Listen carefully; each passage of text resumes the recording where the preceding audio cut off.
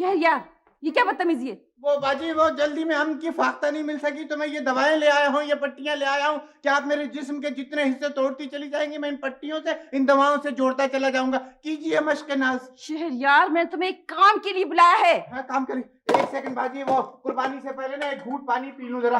हाँ। शहरयार, मोबी की बदतमीजी नाकाबिले बर्दाश्त होती जा रही है।